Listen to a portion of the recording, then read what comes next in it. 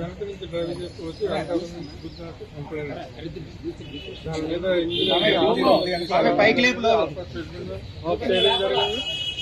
Doctor గారు investigation ఇంకా జరగాలి. పూర్తి వివరాలు ఇన్వెస్టిగేషన్ జరిగిన తర్వాత సార్ మాధురి గారు పలు ఆరోపణలు చేస్తున్నారు. అంటే మొత్తం అందరినీ కూడా మీడియాని కానీ లేదంటే ఎవరిని కూడా రానివ్వకుండా మీరు బలవంతంగా టెస్టులు చేశారని కూడా ఆవిడ చెప్పడం జరిగింది.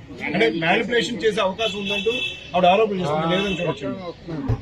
మ్యాన్ హ్యాండిల్ చేయడానికైనా బలవంతంగా చేయడానికి అక్కడ డాక్టర్ గారు ఉన్నారు, నర్సెస్ ఉన్నారు.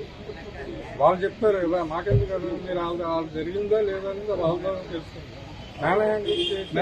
మ్యానిపులేషన్ చేయడానికి అవకాశం ఉండే విధంగా మీరు బ్లడ్ టెస్ట్ ఇస్తున్నారు. మ్యానిపులేషన్ కూడా కాదు, ఇన్వెస్టిగేషన్ అవసరమై తీసుకొని ఉంటారు. ఎలా జరిగింది అనుకుంటున్నారా? అంటే ఇంకా ఇన్వెస్టిగేషన్ స్టార్ట్ అయింది.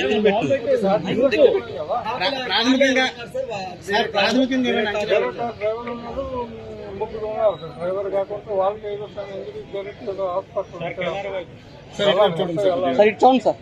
ప్రాథమిక అంచనా ఏమైనా ప్రాథమికంగా ఎంతవరకు ఒక 20-30% ఇన్వెస్టిగేషన్ అయితే ప్రాథమికంగా చెప్తాను. ఇంకా ఇన్వెస్టిగేషన్ జరుగుతుంది. సార్ ఆవిడ నేను సూసైడ్ చేసుకోవడానికి ఇలా చేశానంటూ చేస్తున్నారు కదా, ఆ సెక్షన్ ని ఇందులో యాడ్ చేసే అవకాశం ఉందంట. వెరిఫికేషన్ తర్వాత ఏ సెక్షన్లో యాడింగ్ డిలీషన్ అనేది అప్పుడు చెప్తారు. ఇప్పుడు చెప్పినట్టు 5 నిమిషాల్లో చెప్తారు. స్టేట్మెంట్ అదే ఇచ్చారు కదండి. అది ఇన్వెస్టిగేషన్, దాని మీద ఇన్వెస్టిగేషన్ జరగాలి కదా. సార్ బ్లడ్ శాంపిల్స్ తీసుకున్నారు, తర్వాత బ్రీతింగ్ అనలైజర్స్ తో టెస్ట్ చేస్తున్నారు. ఏమైనా అనుమానాలు ఉన్నాయా మీకు?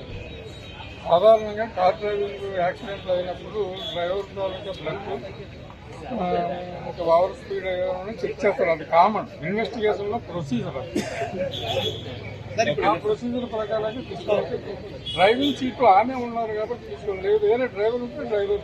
సార్ ఆ టైంలో ఎంత స్పీడ్ లో వచ్చినట్టు ఇంకా తెలియదు. నేను అక్కడ కూడా ఇంటి దగ్గర ఉన్న ఎస్ఐ రాలేదు. సార్ అక్కడ సీసీటీవీ ఫుటేజ్ ఏమైనా పరిశీలించే అవకాశం పరిశీలిస్తాం, అన్ని పరిశీలిస్తాం.